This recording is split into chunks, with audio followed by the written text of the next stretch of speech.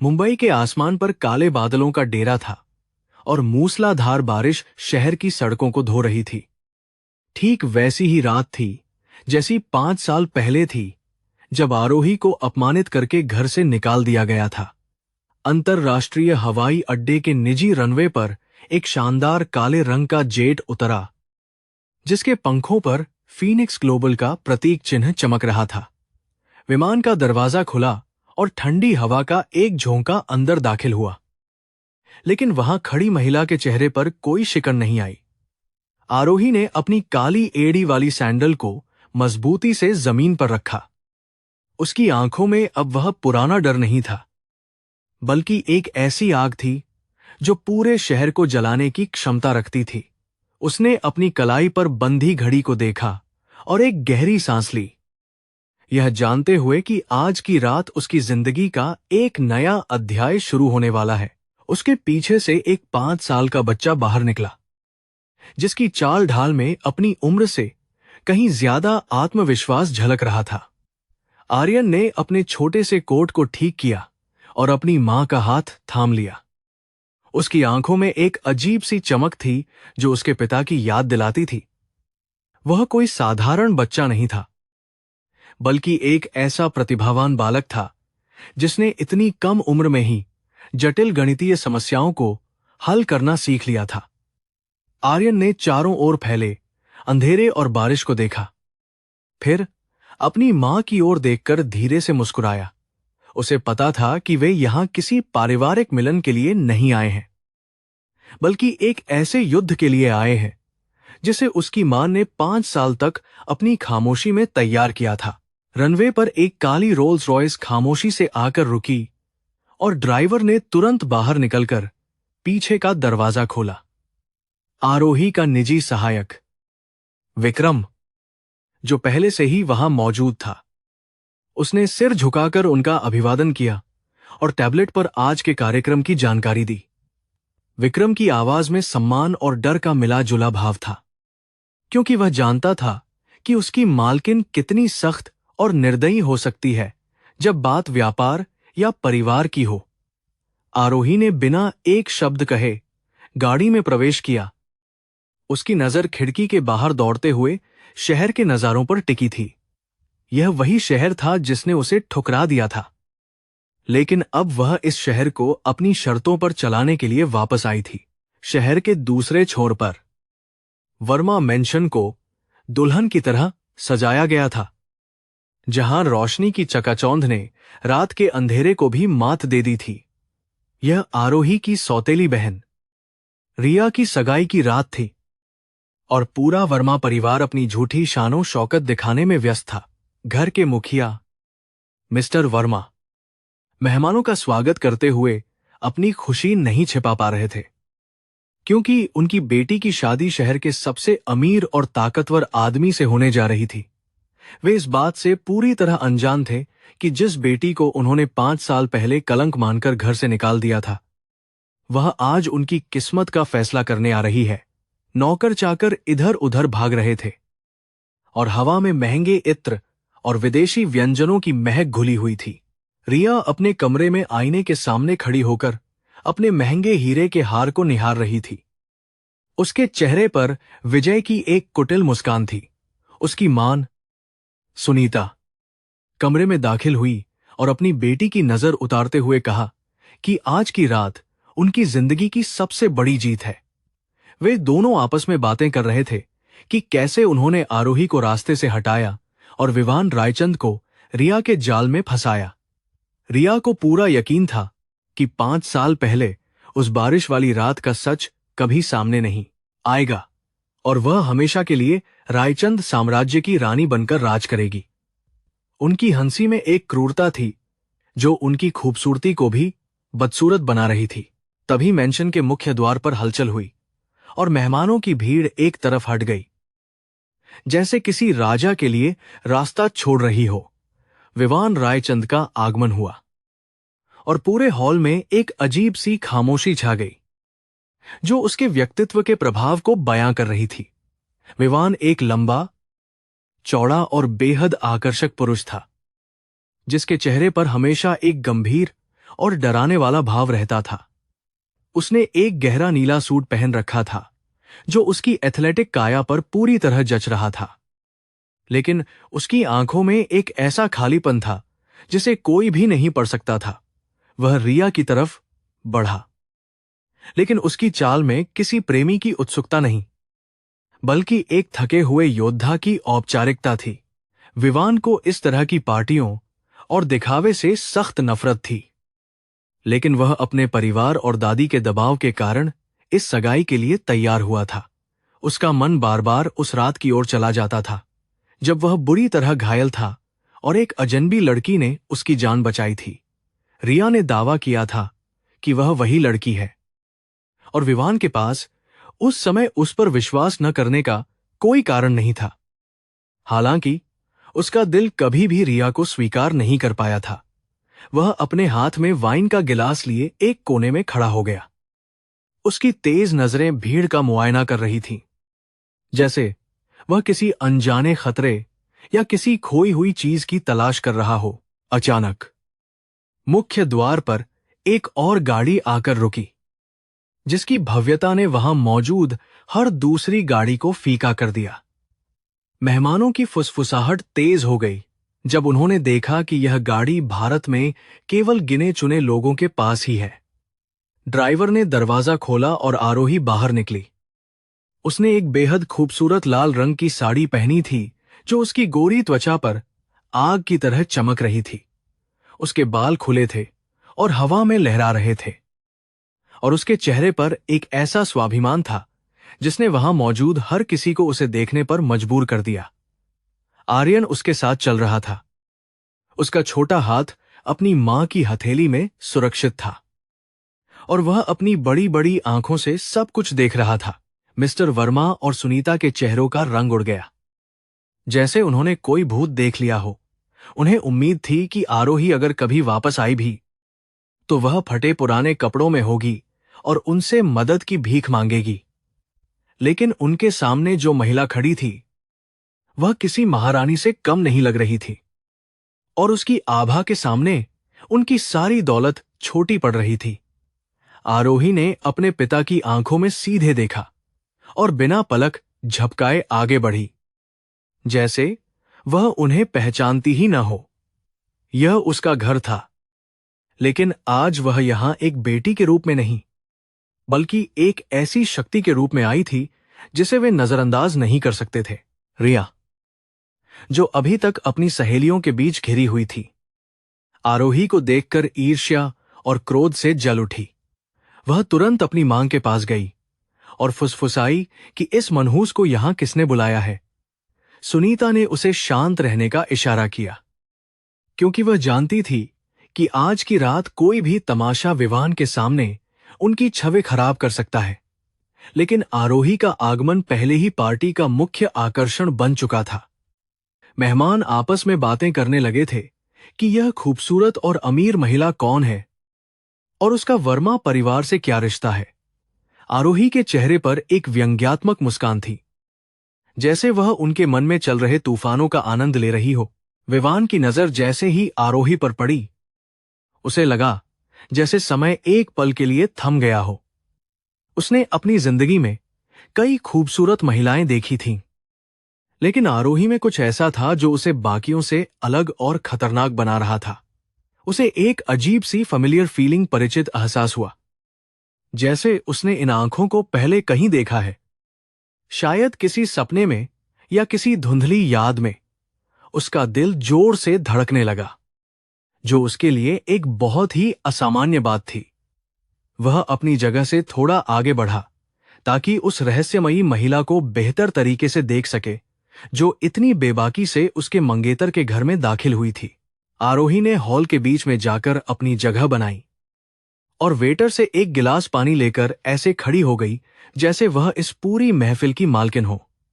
आर्यन उसके पास ही खड़ा था और उसने अपनी जेब से एक छोटा सा रूबिक क्यूब निकालकर सुलझाना शुरू कर दिया, जो उसने कुछ ही सेकंड में पूरा कर लिया। आसपास खड़े कुछ लोग बच्चे की इस प्रतिभा को देखकर हैरान रह गए। आरोही ने झुककर आर्यन के कान में कुछ कहा और बच्चे ने समझदारी से सिर हिलाया। यह मां और बेटे के बीच का एक मूक संवाद था, जो यह बता रहा था कि वे दोनों एक टीम है और किसी भी स्थिति का सामना करने के लिए तैयार हैं। मिस्टर वर्मा ने साहस जुटाकर आरोही के पास जाने का फैसला किया, ताकि वे उसे मेहमानों के सामने तमाशा बनाने से रोक सकें। उन्होंने दबी हुई आवाज में आरोही से पूछा कि वह यहां क्यों आई है और उसने यह सब नाटक क्यों रचा है। आरोही ने अपनी आवाज को ऊंचा किए बिना लेकिन बेहद सख्त लहजे में जवाब दिया कि वह यहां सिर्फ उन्हें यह याद दिलाने आई है कि समय का पहिया घूम चुका है। उसने कहा कि वह बेचारी आरोही नहीं है जिसे वे अपनी मर्जी से नचा सकते थे। उसकी बातों में इतनी कड़वाहट और सच्चाई थी कि मिस्टर वर्मा के पास कहने के लिए कोई शब्द नहीं बचे। इसी बीच रिया अपनी जलन को बर्दाश्त नहीं कर पाई और विवान का हाथ पकड़कर उसे आरोही के पास ले आई, यह दिखाने के लिए कि वह अब कितनी ताकतवर है। उसने विवान का परिचय अपनी बहन से करवाया, लेकिन उसके शब्दों में आरोही के लिए केवल अपमान था। उसने कहा कि यह उसकी वह बहन है जो 5 साल पहले घर से भाग गई थी और अब वापस आ गई है। आरोही ने धीरे से अपना सिर घुमाया और पहली बार विवान की आंखों में सीधे देखा। उस एक पल में आरोही के दिमाग में 5 साल पहले की वह काली रात कौंध गई। बारिश, दर्द और एक अजनबी आदमी जिसके साथ उसने वह रात बिताई थी। आरोही का शरीर एक पल के लिए सुन्न पड़ गया जब उसने पहचाना कि विवान रायचंद ही वह आदमी है, वह अजनबी जिसके बच्चे की वह मां बनी थी। आज उसकी ही सगी बहन का मंगेतर बनकर उसके सामने खड़ा था। यह नियति का कैसा क्रूर मजाक था। उसने अपनी मुट्ठियां कसकर भींच लीं ताकि उसके हाथों की कंपन किसी को दिखाई ना दे। उसका चेहरा एकदम भावहीन रहा, लेकिन उसके अंदर भावनाओं का ज्वार उठ रहा था। उसने तुरंत अपनी नजरें विवान से हटा लीं और आर्यन को अपने करीब कर लिया, जैसे उसे उस आदमी की परछाई से भी बचाना चाहती हो। विवान ने आरोही की आंखों में उस पल भर की पहचान को पकड़ लिया था। हालांकि वह इतनी जल्दी गायब हो गई थी कि उसे लगा शायद यह उसका वहम था, लेकिन जब उसकी नजर आर्यन पर पड़ी तो उसे एक जोरदार झटका लगा। बच्चे की नाक, उसके होंठ और उसकी भौहें, सब कुछ विवान के बचपन की तस्वीरों जैसा था। एक अजीब सा दर्द उसके सिर में उठा, जैसे कोई पुरानी याद बाहर निकलने के लिए संघर्ष कर रही हो। वह आर्यन को घूरता रह गया और उसके मन में सवालों की आंधी चलने लगी कि आखिर यह बच्चा कौन है और उसे देखकर उसे इतना अपनापन क्यों महसूस हो रहा है।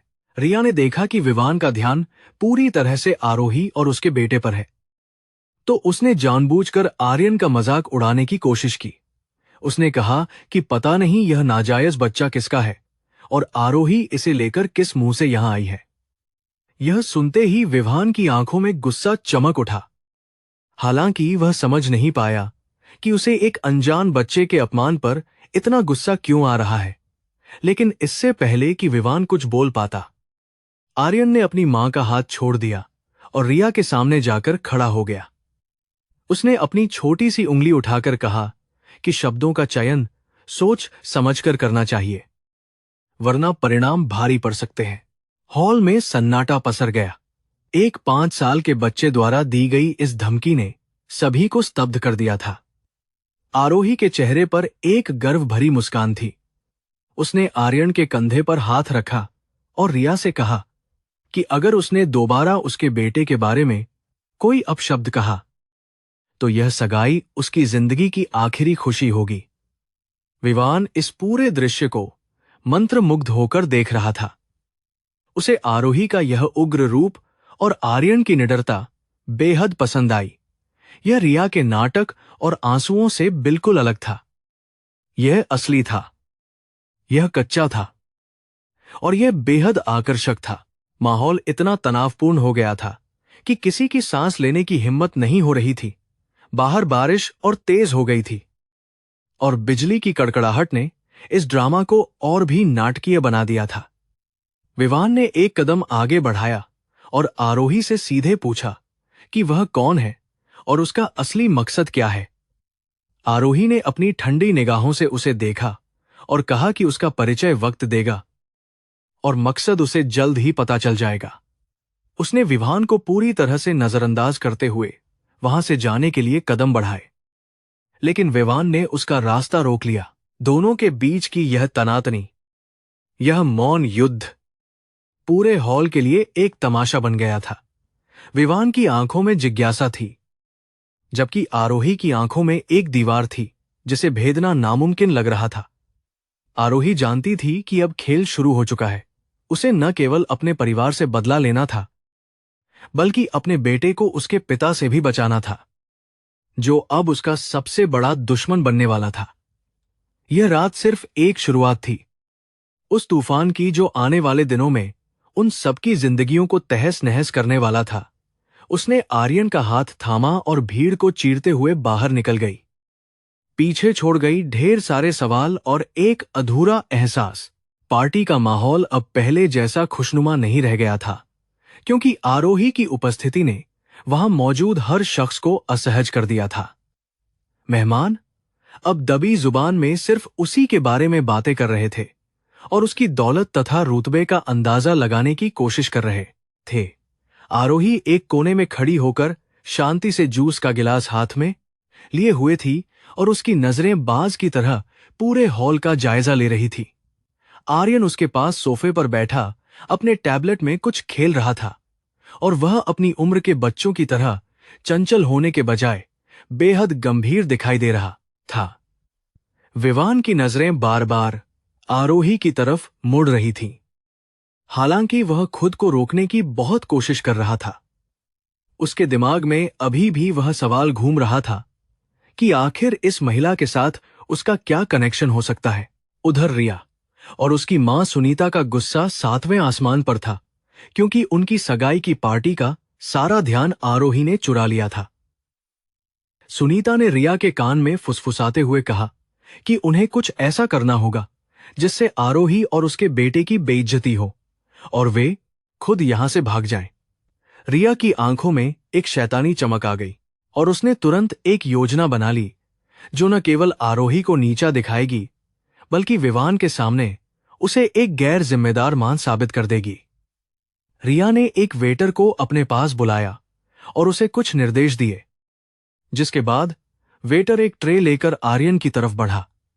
रिया जानती थी कि अगर वह सीधे आरोही से भिड़ेगी तो हार जाएगी, इसलिए उसने उसके कमजोर हिस्से यानी आर्यन को निशाना बनाने का फैसला किया। वेटर आर्यन के पास पहुंचा और जानबूझकर लड़खड़ा गया, जिससे ट्रे में रखे जूस के गिलास सीधे आर्यन के महंगे कपड़ों पर गिर गए। कांच टूटने की तेज आवाज ने सबका ध्यान अपनी ओर खींच लिया और म्यूजिक बंद हो गया। रिया तुरंत दौड़कर वहां पहुंची और जोर जोर से चिल्लाने लगी कि इस जंगली बच्चे ने जानबूझकर वेटर को धक्का दिया है। उसने आर्यन को डांटते हुए कहा कि उसे तमीज नहीं है और वह सड़क छाप है जिसे अमीरों की पार्टी में व्यवहार करना नहीं आता। आर्यन एकदम शांत खड़ा था और अपने गंदे कपड़ों को देख रहा था। उसके चेहरे पर डर का कोई नामोनिशान नहीं था। मेहमानों ने भी फुसफुसाना शुरू कर दिया कि बिना बाप के बच्चे अक्सर ऐसे ही बिगड़ैल होते हैं। आरोही ने अपना गिलास पास की मेज पर रखा और बहुत ही इत्मीनान से चलकर आर्यन के पास पहुंची। उसने अपनी जेब से एक रेशमी रूमाल निकाला और आर्यन के कोट को साफ करने लगी, जैसे आसपास कोई शोर हो ही नहीं रहा हो। रिया को यह अनदेखी बर्दाश्त नहीं हुई और उसने आरोही के कंधे को पकड़कर उसे अपनी ओर घुमाया। उसने चिल्लाकर कहा कि आरोही को अपने बेटे की गलती के लिए माफी मांगनी चाहिए और नुकसान की भरपाई करनी चाहिए। आरोही ने रिया के हाथ को झटक दिया और उसकी आंखों में देखते हुए कहा कि अगर वह सच में भरपाई चाहती है तो उसे अपनी पूरी जायदाद बेचनी पड़ेगी। आरोही की आवाज में इतनी ठंडक थी कि रिया एक कदम पीछे हटने पर मजबूर हो गई। आरोही ने वेटर की तरफ देखा, जो अभी भी डर के मारे कांप रहा था और अपनी नजरें चुरा रहा था। उसने वेटर से बहुत ही शांत स्वर में पूछा कि उसे ऐसा करने के लिए कितने पैसे मिले हैं। वेटर हकलाने लगा और उसने घबराहट में रिया की तरफ देख लिया, जिससे वहां मौजूद समझदार लोगों को सारा माजरा समझ में आ गया। आरोही ने मुस्कुराते हुए कहा कि यह बहुत ही घटिया चाल है और रिया को अपनी अभिनय क्षमता पर थोड़ा और काम करना चाहिए। उसने अपनी बात जारी रखते हुए कहा कि वर्मा परिवार की मेहमाननवाजी का स्तर इतना गिर जाएगा, इसकी उम्मीद उसे नहीं थी। आरोही के शब्दों ने रिया और सुनीता को शर्मिंदा कर दिया, जबकि विवान दूर खड़ा यह सब देख रहा था और मन ही मन आरोही की तारीफ कर रहा था। तभी एक और वेटर खाने की प्लेटें लेकर वहां से गुजरा, जिसमें काजू और मूंगफली से बनी मिठाइयां सजी हुई थीं। आर्यन ने भूख लगने पर अनजाने में एक मिठाई की ओर हाथ बढ़ाया, लेकिन आरोही का ध्यान उस समय रिया पर था। जैसे ही आर्यन ने मिठाई का एक टुकड़ा अपने मुंह में डाला, आरोही की नजर उस पर पड़ी और वह चीख उठी। उसने तुरंत आर्यन के मुंह से वह टुकड़ा बाहर निकलवाया, लेकिन तब तक बहुत देर हो चुकी थी। आर्यन का चेहरा एकदम लाल पड़ने लगा और उसे सांस लेने में तकलीफ होने लगी, जो एक गंभीर एलर्जी का संकेत था। आरोही का चेहरा एकदम सफेद पड़ गया और वह पागलों की तरह अपने बैग में दवा खोजने लगी। उसके हाथ कांप रहे थे। विवान ने जब आर्यन की हालत देखी तो उसे एक जोरदार झटका लगा, क्योंकि बिल्कुल ऐसी ही जानलेवा एलर्जी उसे खुद मूंगफली से थी। वह बिना एक पल गंवाए भीड़ को चीरते हुए आरोही के पास पहुंचा और घुटनों के बल बैठ गया। आर्यन की सांसें उखड़ रही थीं और उसका गला सूज रहा था, जो एक बेहद खतरनाक स्थिति थी। विवान ने देखा कि आरोही को दवा नहीं मिल रही है, तो उसने अपनी जेब से अपना एपिपेन निकाला, जो वह हमेशा अपने पास रखता था। उसने आरोही की अनुमति का इंतजार किए बिना आर्यन की जांघ में इंजेक्शन लगा दिया। आरोही हैरान होकर विवान को देखती रही, क्योंकि वह जानती थी कि यह दवा सिर्फ वही लोग रखते हैं जिन्हें बहुत गंभीर एलर्जी होती है। इंजेक्शन लगते ही आर्यन की सांसें धीरे धीरे सामान्य होने लगीं और उसके चेहरे की सूजन कम होने लगी। आरोही ने राहत की सांस ली और अपने बेटे को सीने से लगा लिया। उसकी आंखों से आंसू बह निकले। विवान अभी भी वहीं बैठा था और आर्यन को बहुत गौर से देख रहा था। उसके दिमाग में संदेह के बादल गहराते जा रहे थे। यह महज एक संयोग नहीं हो सकता था कि इस बच्चे को ठीक वही दुर्लभ बीमारी हो जो उसे है। उसने आरोही की तरफ देखा और उसकी आंखों में छिपे डर को पढ़ लिया। वह डर आर्यन की जान को लेकर नहीं था, बल्कि किसी गहरे राज के खुलने का था। रिया यह सब देखकर बौखला गई और उसने माहौल को हल्का करने के लिए कहा कि यह सब नाटक है और बच्चा सिर्फ ध्यान खींचना चाहता है। यह सुनते ही विवान का सब्र टूट गया और वह झटके से खड़ा हो गया। उसने रिया पर चिल्लाते हुए कहा कि क्या उसे दिखाई नहीं देता कि बच्चा मर सकता था। रिया विवान के गुस्से को देखकर सहम गई। उसने विवान को इतना नाराज पहले कभी नहीं देखा था। विवान ने रिया से पूछा कि वह तो दावा करती थी कि उसने विवान की जान बचाई है और वह उसकी हर बीमारी के बारे में जानती है, तो उसे आर्यन के लक्षणों को देखकर समझ क्यों नहीं आया। रिया के पास इस सवाल का कोई जवाब नहीं था और वह बगलेंग हाँकने लगी।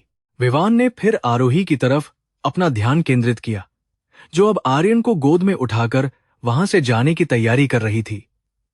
विवान ने उसका रास्ता रोका और बहुत ही सख्त लहजे में पूछा कि क्या वह उसे कुछ बताना चाहती है।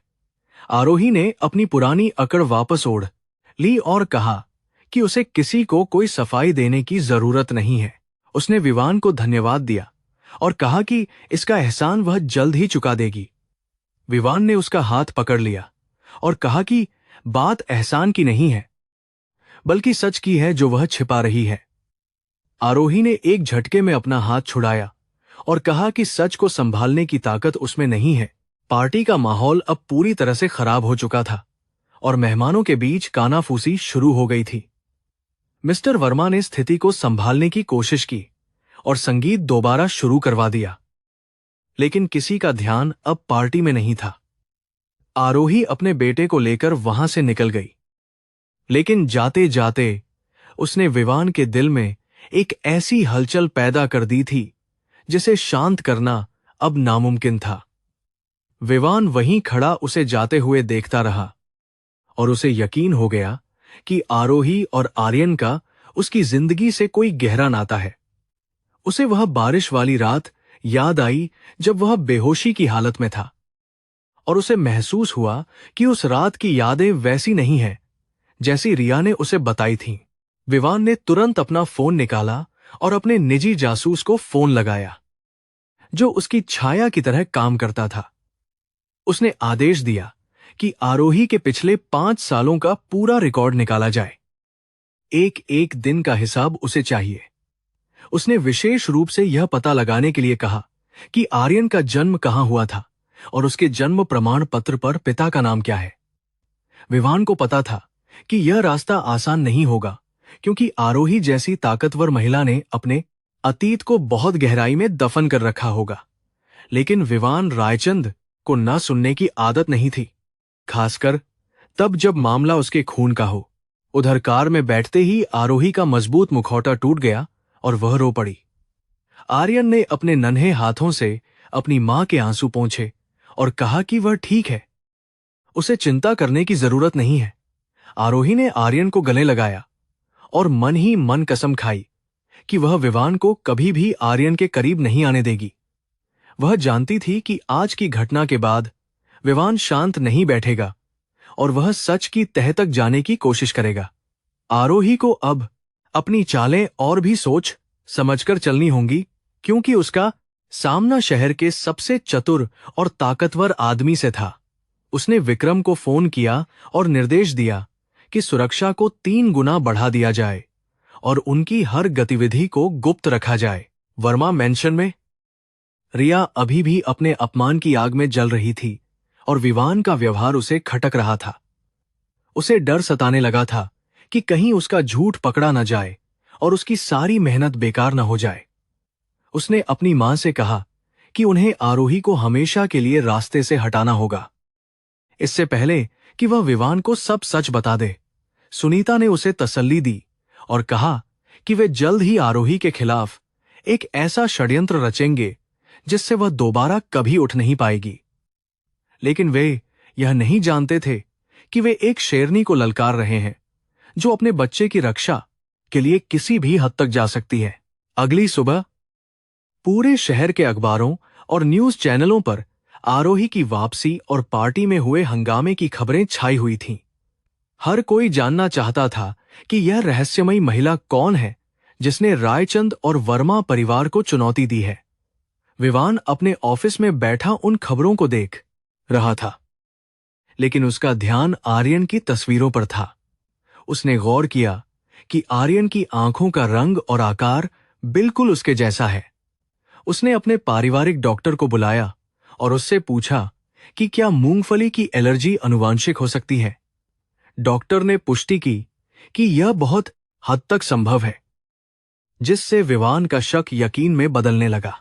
विवान को अचानक याद आया कि 5 साल पहले जिस रात उसने उस अजनबी लड़की के साथ संबंध बनाए थे, उसने अपनी एक अंगूठी उस लड़की के पास छोड़ दी थी। वह एक खास खानदानी अंगूठी थी जिसमें रायचंद परिवार का चिन्ह बना हुआ था। रिया ने कभी उस अंगूठी के बारे में बात नहीं की थी और न ही कभी उसे वापस किया था। विवान ने सोचा कि अगर आरोही ही वह लड़की है तो वह अंगूठी उसके पास जरूर होगी। यह एक ऐसा सबूत था जो सारे झूठ का पर्दाफाश कर सकता था। उसने तय किया कि वह आरोही से दोबारा मिलेगा, लेकिन इस बार भीड़ के सामने नहीं, बल्कि अकेले में। दोपहर में आरोही अपने ऑफिस में बैठी एक महत्वपूर्ण डील पर काम कर रही थी जब उसकी सेक्रेटरी ने बताया कि विवान रायचंद उससे मिलना चाहते हैं। आरोही ने पहले मना करना चाहा, लेकिन फिर उसने सोचा कि भागना इसका हल नहीं है। उसने विवान को अंदर भेजने की अनुमति दे दी। जब विवान उसके केबिन में दाखिल हुआ तो कमरे का तापमान जैसे बढ़ गया। वह सीधे आरोही की मेज के पास आया और बिना किसी भूमिका के बोला कि वह यहां व्यापार की बात करने नहीं आया है। आरोही ने अपनी फाइल बंद की और पीछे झुकते हुए कहा कि अगर व्यापार की बात नहीं है तो उसके पास बर्बाद करने के लिए समय नहीं है। विवान ने मेज पर झुकते हुए आरोही की आंखों में देखा और पूछा कि 5 साल पहले की उस रात वह कहां थी। आरोही का दिल जोर से धड़का, लेकिन चेहरे पर उसने कोई भाव नहीं आने दिया। उसने व्यंग्य करते हुए कहा कि क्या रायचंद ग्रुप के सीईओ के पास पूछने के लिए इससे बेहतर सवाल नहीं है। विवान ने कहा कि वह खेल खेलना बंद करे, क्योंकि आर्यन की एलर्जी ने बहुत कुछ बयां कर दिया है। आरोही ने ठंडे दिमाग से जवाब दिया कि दुनिया में लाखों लोगों को एलर्जी होती है। इसका मतलब यह नहीं कि वे सब उसके रिश्तेदार हैं। उसने विवान को चेतावनी दी कि वह अपनी सीमाओं में रहे और उसके निजी जीवन में झांकने की कोशिश न करे। विवान थोड़ा मुस्कुराया, लेकिन वह मुस्कान खतरनाक थी। उसने कहा कि वह अपनी सीमाओं को अच्छी तरह जानता है और उन्हें तोड़ना भी जानता है। उसने आरोही को चुनौती दी कि वह बहुत जल्द साबित कर देगा कि आर्यन उसका बेटा है, और तब आरोही को उसे जवाब देना ही होगा। आरोही ने भी उसे चुनौती स्वीकार करते हुए कहा कि वह जो चाहे कर ले, लेकिन आर्यन को उससे कोई नहीं छीन सकता। दोनों के बीच की यह तकरार बिजली की तरह थी, जो किसी भी पल विस्फोट कर सकती थी। विवान के जाने के बाद आरोही ने पानी का गिलास पिया और अपने कांपते हुए हाथों को रोकने की कोशिश की। शाम को आरोही को पता चला कि वर्मा कंपनी के शेयर तेजी से गिर रहे हैं, क्योंकि आरोही ने अपनी कंपनी के जरिए उन पर दबाव बनाना शुरू कर दिया था। यह उसका पहला वार था अपने पिता और सौतेली मां पर। मिस्टर वर्मा घबराए हुए थे और उन्हें समझ नहीं आ रहा था कि इस मुसीबत से कैसे निकलें।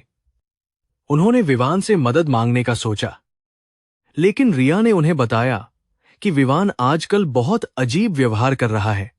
आरोही अपने पेंट हाउस की बालकनी में खड़ी होकर शहर को देख रही थी, जहां बारिश फिर से शुरू हो चुकी थी। यह बारिश उसे बार बार उस रात की याद दिलाती थी, लेकिन अब वह उस याद को अपनी ताकत बनाना सीख रही थी। विवान अपने आलीशान केबिन में खड़ा होकर शहर का नजारा देख रहा था, लेकिन उसका दिमाग कहीं और ही उलझा हुआ था।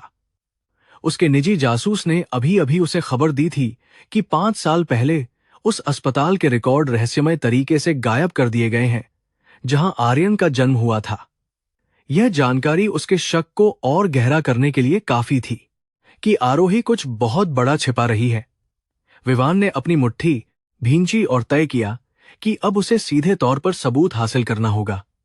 उसे आर्यन का डीएनए सैंपल चाहिए था, और इसके लिए उसे एक मौका खुद बनाना था। अगले दिन शहर के विज्ञान केंद्र में एक प्रदर्शनी का आयोजन किया गया था, जहां आर्यन अपनी नई कोडिंग परियोजना प्रस्तुत करने वाला था। विवान को पता था कि वहां सुरक्षा कड़ी होगी, लेकिन वह मुख्य अतिथि के रूप में वहां पहुंचा। उसने दूर से देखा कि आर्यन जजों के सामने बहुत आत्मविश्वास के साथ अपने प्रोजेक्ट के बारे में बता रहा था। उस नन्हे बच्चे की बुद्धिमत्ता और बोलने का अंदाज बिल्कुल विवान जैसा था, जिससे विवान के दिल में एक अजीब सा गर्व महसूस हुआ। वह जानता था कि आज उसे अपने सवालों के जवाब मिल ही जाएंगे, चाहे कीमत कुछ भी हो। विवान भीड़ को पार करते हुए आर्यन के स्टॉल के पास पहुंचा और उसके काम की तारीफ की। आर्यन ने सिर उठाकर उसे देखा। उसकी आंखों में वही तीखापन था जो आरोही में है। विवान ने झुककर आर्यन से हाथ मिलाया और बातचीत के दौरान बहुत ही चतुराई से उसके कोट के कॉलर पर गिरे हुए एक बाल को उठा लिया। आर्यन को शायद इसका एहसास हुआ, क्योंकि उसने विवान को एक संदिग्ध नजर से देखा, लेकिन उसने कुछ कहा नहीं। विवान ने उस बाल को अपनी मुट्ठी में सुरक्षित कर लिया और एक विजयी मुस्कान के साथ वहां से हट गया। दूसरी ओर वर्मा समूह के मुख्यालय में कोहराम मचा हुआ था, क्योंकि उनके शेयरों की कीमतें रसातल में जा रही थीं। मिस्टर वर्मा पसीने से तरबतर होकर अपने कार्यालय में इधर उधर टहल रहे थे, जबकि फोन की घंटियां लगातार बज रही थीं। बैंकर्स और निवेशक अपना पैसा वापस मांग रहे थे, और बाजार में अफवाह थी कि कोई अज्ञात शक्ति उनकी कंपनी का अधिग्रहण कर रही है। सुनीता और रिया भी वहां मौजूद थीं, लेकिन उनके पास रोने के अलावा कोई योजना नहीं थी। उन्हें समझ नहीं आ रहा था कि अचानक उनके पैरों तले से जमीन कैसे खिसक गई और वे सड़क पर आ गए। अपनी डूबती हुई नैया को बचाने के लिए मिस्टर वर्मा ने आखिरी उम्मीद के तौर पर विवान को फोन किया। उन्होंने गिड़गिड़ाते हुए विवान से अनुरोध किया कि वह शेयरधारकों की आपातकालीन बैठक में शामिल हो और उनकी कंपनी को बचा ले। विवान, जो पहले से ही जानता था कि यह सब आरोही का किया धरा है, इस खेल का तमाशा देखने के लिए राजी हो गया। वह देखना चाहता था कि आरोही व्यापार की दुनिया में कितनी सक्षम है और वह अपने परिवार को बर्बाद करने के लिए किस हद तक जा सकती है। वह तुरंत अपनी कार लेकर वर्मा ऑफिस के लिए निकल पड़ा। मीटिंग रूम का माहौल बेहद तनावपूर्ण था और सभी बोर्ड मेंबर्स किसी चमत्कार का इंतजार कर रहे थे। विवान कॉन्फ्रेंस टेबल के एक छोर पर शांत बैठा था। उसकी उंगलियां मेज पर थिरक रही थीं। मिस्टर वर्मा सफाई देने की कोशिश कर रहे थे कि स्थिति नियंत्रण में है, लेकिन कोई उनकी बातों पर विश्वास नहीं कर रहा था। तभी दरवाजा खुला और कमरे में सन्नाटा छा गया। आरोही ने अपने पीए विक्रम के साथ प्रवेश किया। उसके हाथ में फाइलों का एक मोटा बंडल था और चेहरे पर एक विजेता की चमक थी जो सबको चौंकने पर मजबूर कर रही थी। आरोही बिना किसी की अनुमति के सीधे चेयरमैन की कुर्सी की ओर बढ़ी और वहां बैठ गई, जिससे मिस्टर वर्मा का चेहरा क्रोध से लाल हो गया। उन्होंने चिल्लाकर पूछा कि उसकी यहां आने की हिम्मत कैसे हुई। आरोही ने शांति से मेज पर कुछ दस्तावेज फेंके और घोषणा की कि अब वह वर्मा ग्रुप की सबसे बड़ी शेयरधारक है। उसने बताया कि उसने बाजार से उनका सारा कर्ज और बांड खरीद लिया है, जिसका मतलब था कि तकनीकी रूप से अब वह इस कंपनी की मालकिन है। कमरे में मौजूद हर शख्स की सांसें थम गईं और सन्नाटा पसर गया। विवान ने अपनी कुर्सी पीछे खिसकाई और बहुत ही गंभीर स्वर में आरोही से पूछा कि क्या वह जानती है कि वह क्या कर रही है। उसने तर्क दिया कि यह कंपनी डूब रही है और इसमें निवेश करना एक बेवकूफी भरा फैसला हो सकता है। आरोही ने विवान की आंखों में देखते हुए जवाब दिया कि वह मरे हुए घोड़ों पर दांव नहीं लगाती, बल्कि उन्हें दौड़ना सिखाती है। उसने अपनी पुनर्गठन योजना पेश की, जो इतनी सटीक और प्रभावशाली थी कि विवान भी मन ही मन उसकी व्यावसायिक समझ का कायल हो गया और उसे निहारता रह गया। यह बैठक जल्द ही विवान और आरोही के बीच एक बौद्धिक युद्ध का मैदान बन गई, जहां बाकी सब सिर्फ दर्शक थे। विवान ने जानबूझकर कठिन सवाल पूछे और कानूनी अड़चनें गिनाईं, लेकिन आरोही ने हर वार का जवाब पूरी तैयारी और तर्कों के साथ दिया। उनके बीच की यह तकरार केवल व्यापारिक नहीं थी, बल्कि इसमें एक दूसरे को परास्त करने और प्रभावित करने की एक अजीब सी होड़ थी। विवान ने महसूस किया कि आरोही केवल एक सुंदर चेहरा नहीं है, बल्कि एक बेहद खतरनाक और चतुर खिलाड़ी है जो उसे टक्कर दे सकती है। मिस्टर वर्मा और रिया कोने में खड़े होकर अपनी ही कंपनी में बेगाने हो चुके थे और उन्हें अपनी लाचारी पर गुस्सा आ रहा था। आरोही ने उन्हें पूरी तरह नजरअंदाज करते हुए आदेश दिया कि अगर वे अपनी नौकरी बचाना चाहते हैं तो उन्हें उसकी शर्तों पर काम करना होगा। यह उनके लिए सबसे बड़ा अपमान था कि जिस बेटी को उन्होंने घर से निकाला था, आज वे उसी के रहमोकरम पर थे। आरोही ने बैठक समाप्त की और उठ खड़ी हुई। उसका हर एक कदम उसके आत्मविश्वास और शक्ति का प्रदर्शन कर रहा था, जिसे कोई नहीं रोक सकता था। जैसे ही आरोही बाहर निकली, विवान उसके पीछे पीछे कॉरिडोर तक आया और उसे रुकने के लिए कहा। उसने आरोही के करीब जाकर कहा कि आज उसने उसे प्रभावित किया है, लेकिन यह खेल अभी खत्म नहीं हुआ है। आरोही ने पलटकर जवाब दिया कि यह कोई खेल नहीं है, बल्कि न्याय है जो बहुत पहले हो जाना चाहिए था।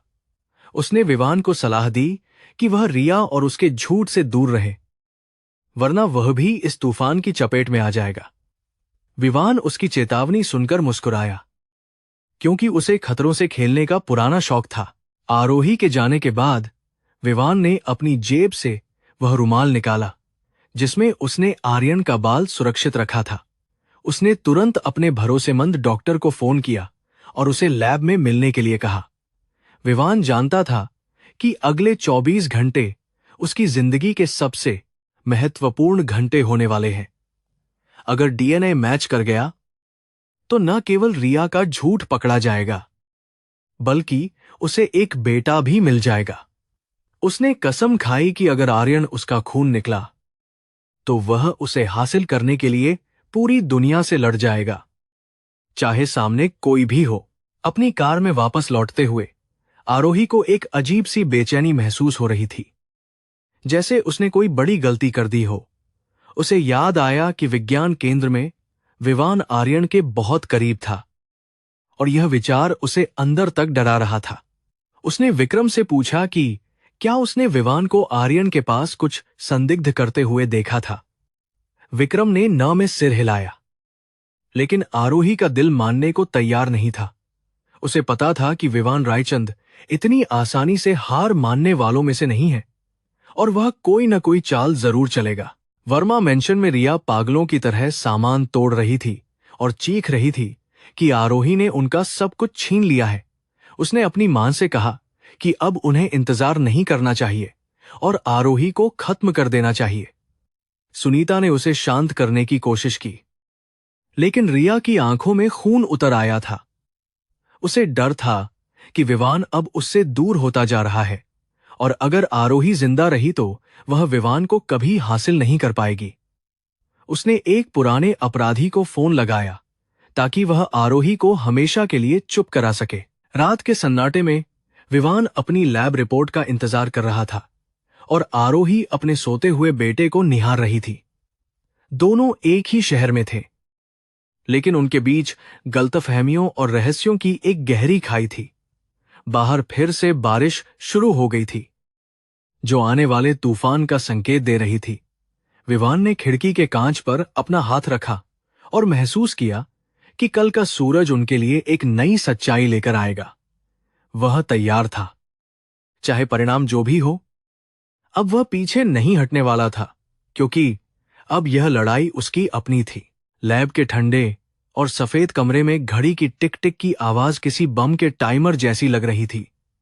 विवान अपनी कुर्सी पर पत्थर की मूर्ति की तरह बैठा था और उसके सामने मेज पर वह बंद लिफाफा रखा था जिसमें उसकी जिंदगी का सबसे बड़ा सच कैद था।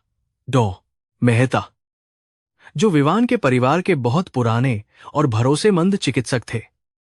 उनके चेहरे पर भी चिंता की लकीरें साफ दिखाई दे रही थीं। उन्होंने विवान के कंधे पर हाथ रखा और कहा कि विज्ञान कभी झूठ नहीं बोलता, इसीलिए रिपोर्ट में जो भी है उसे स्वीकार करना ही होगा। विवान ने कांपते हुए हाथों से लिफाफा उठाया और उसे खोला। उसकी सांसें एक पल के लिए गले में ही अटक गई थीं। जैसे ही विवान ने कागज पर छपे शब्दों और आंकड़ों को पढ़ा, उसके पैरों तले से जमीन खिसक गई। डीएनए रिपोर्ट चीख चीख कर कह रही थी कि आर्यन और उसका डीएनए 99% मेल खाता है, जिसका मतलब था कि आर्यन उसका अपना खून है। विवान की आंखों के सामने अंधेरा छा गया और फिर अचानक एक तीव्र क्रोध की लहर ने उसे घेर लिया। उसने गुस्से में रिपोर्ट को मेज पर पटक दिया और कांच का गिलास दीवार पर दे मारा, जिससे वह चकनाचूर हो गया। उसे विश्वास नहीं हो रहा था कि उसकी अपनी मंगेतर और उसके परिवार ने उसे पिछले 5 सालों से इतने बड़े धोखे में रखा था। विवान का दिमाग तेजी से अतीत की घटनाओं को जोड़ने लगा और उसे वह रात याद आई जब वह बेहोशी की हालत में था। रिया ने हमेशा दावा किया था कि उसने विवान की जान बचाई थी और उसी रात वे करीब आए थे, लेकिन अब सच शीशे की तरह साफ हो चुका था। वह अजनबी लड़की, जिसकी धुंधली यादें उसे अक्सर परेशान करती थीं, वह कोई और नहीं बल्कि आरोही थी। विवान को अपने आप पर घिन आने लगी कि उसने अपनी ही संतान और उस महिला को कैसे नहीं पहचाना जिसे उसने इतने सालों तक गलत समझा था। उसका दिल आर्यन के लिए तड़प उठा, जिसे उसने नाजायज कहकर अपमानित किया था। उसी समय वर्मा मेंशन में रिया विवान के व्यवहार में आए बदलाव से बहुत परेशान थी और उसने जासूसी करने का फैसला किया। वह चुपके से विवान के निजी अध्ययन कक्ष में दाखिल हुई, जहां उसे उम्मीद थी कि उसे कुछ ऐसा मिलेगा जिससे वह विवान को ब्लैकमेल कर सके। वह दराजों को खंगाल रही थी। तभी उसकी नजर कचरे के डिब्बे में पड़े एक फटे हुए कागज पर पड़ी। उसने उसे जोड़कर देखा तो उसके होश उड़ गए, क्योंकि यह उसी डीएनए रिपोर्ट की एक कॉपी थी। रिया के हाथ पैर ठंडे पड़ गए। वह जानती थी कि अगर विवान को यह पता चल गया है तो उसकी बर्बादी तय है। रिया घबराहट में पसीने से तरबतर हो गई और कमरे में इधर उधर भागने लगी। उसे समझ नहीं आ रहा था कि अब वह क्या करे। उसे एहसास हो गया कि विवान अब तक खामोश इसलिए है क्योंकि वह सगाई वाले दिन सबके सामने उसका पर्दाफाश करना चाहता है। रिया की आंखों में खौफ की जगह अब एक पागलपन ने ले ली थी, क्योंकि वह इतनी आसानी से हार मानने वालों में से नहीं थी। उसने तुरंत अपना फोन निकाला और उस अपराधी को कॉल किया जिसे उसने पहले संपर्क किया था। उसने कांपती हुई आवाज में आदेश दिया कि काम को अंजाम देने का वक्त आ गया है और इस बार कोई गलती नहीं होनी चाहिए। विवान ने खुद को शांत किया, क्योंकि वह जानता था कि क्रोध में लिया गया कोई भी फैसला हालात को बिगाड़ सकता है। उसने अभी रिया को यह एहसास नहीं होने दिया कि वह सब कुछ जान चुका है। वह उसे उसकी ही चाल में फंसाना चाहता था। उसने अपने सुरक्षा प्रमुख को फोन किया और उसे आरोही और आर्यन की सुरक्षा को अदृश्य रूप से 24 घंटे कड़ी करने का आदेश दिया। विवान ने साफ कहा कि अगर आर्यन को एक खरोंच भी आई तो वह पूरी सुरक्षा टीम को जिंदा दफन कर देगा। अब आर्यन सिर्फ एक बच्चा नहीं था, वह रायचंद साम्राज्य का वारिस था। शाम को विवान अपनी कार से आरोही के ऑफिस के नीचे पहुंचा और दूर से उसे बाहर आते हुए देखता रहा। आरोही आर्यन का हाथ पकड़कर कार की ओर बढ़ रही थी और विवान को उन दोनों में अपनी पूरी दुनिया दिखाई दे रही थी। उसका मन किया कि वह अभी दौड़कर जाए और आर्यन को गले लगा ले, उसे बताए कि वह उसका पिता है। लेकिन वह जानता था कि अभी सही समय नहीं आया है, क्योंकि आरोही उसे इतनी आसानी से माफ नहीं करेगी। उसे पहले आरोही का विश्वास जीतना होगा और उन सभी कांटों को हटाना होगा जिन्होंने उनकी जिंदगी बर्बाद की थी। आरोही को अचानक महसूस हुआ कि कोई उसे देख रहा है और उसने चारों ओर नजर दौड़ाई। उसकी छठी इंद्री उसे चेतावनी दे रही थी कि खतरा बहुत करीब है, लेकिन उसे विवान की गाड़ी कहीं दिखाई नहीं दी। उसने आर्यन को जल्दी से कार में बिठाया और ड्राइवर को तुरंत चलने का आदेश दिया। आरोही का दिल जोर से धड़क रहा था। उसे लग रहा था कि हवा में कुछ अशुभ होने की गंध है। उसने आर्यन को अपने पास सटा लिया और मन ही मन प्रार्थना की कि भगवान उसके बच्चे की रक्षा करे। वह नहीं जानती थी कि उसका सबसे बड़ा दुश्मन अब उसका रक्षक बन चुका है। अगले दिन सगाई की तैयारियां जोर शोर से शुरू हो गईं और पूरा शहर इस भव्य आयोजन की चर्चा कर रहा था। विवान ने अपने वकीलों और तकनीकी टीम के साथ मिलकर एक प्रेजेंटेशन तैयार किया था जो सगाई के दौरान चलाया जाने वाला था। वह रिया और उसकी मां के हर एक झूठ, उनके भ्रष्टाचार और उस रात की सच्चाई को दुनिया के सामने लाने वाला था। विवान के चेहरे पर एक डरावनी शांति थी जो तूफान से पहले की खामोशी जैसी थी। वह बार बार आर्यन की तस्वीर को देख रहा था और खुद से वादा कर रहा था कि यह आखिरी बार है जब उसके बेटे को किसी खतरे का सामना करना पड़ेगा। रिया ने भी अपनी आखिरी चाल चल दी थी और उसने अपने गुंडों को आर्यन के स्कूल के रास्ते का नक्शा समझा दिया था। उसकी योजना थी कि सगाई की रस्म शुरू होने से ठीक पहले आर्यन को गायब कर दिया जाए, ताकि आरोही उसे बचाने के लिए भाग जाए और सगाई निर्बाध रूप से हो सके। रिया को लगा कि आर्यन के गायब होने के बाद विवान का ध्यान भी बंट जाएगा और वह डीएनए रिपोर्ट के बारे में भूल जाएगा।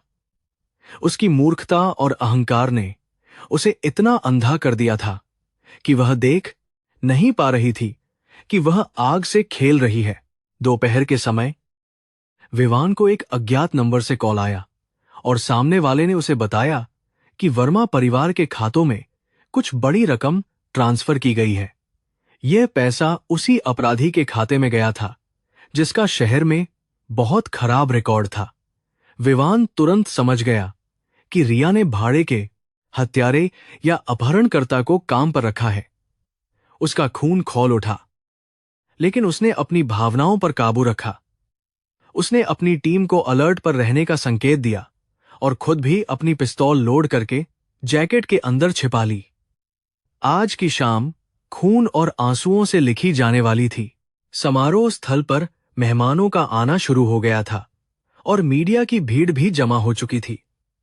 आरोही को भी विशेष निमंत्रण भेजा गया था और रिया ने सोचा था कि वह अपने बेटे के गम में वहां नहीं आ पाएगी, लेकिन आरोही वहां पहुंची और वह पहले से भी ज्यादा खूबसूरत और खतरनाक लग रही थी।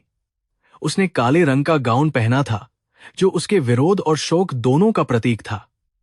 आर्यन उसके साथ नहीं था क्योंकि आरोही ने उसे सुरक्षा कारणों से घर पर ही छोड़ दिया था, लेकिन वह नहीं जानती थी कि घर पर भी खतरा मंडरा रहा है। विवान स्टेज पर खड़ा होकर मेहमानों का अभिवादन कर रहा था, लेकिन उसकी नजरें केवल आरोही पर टिकी थीं।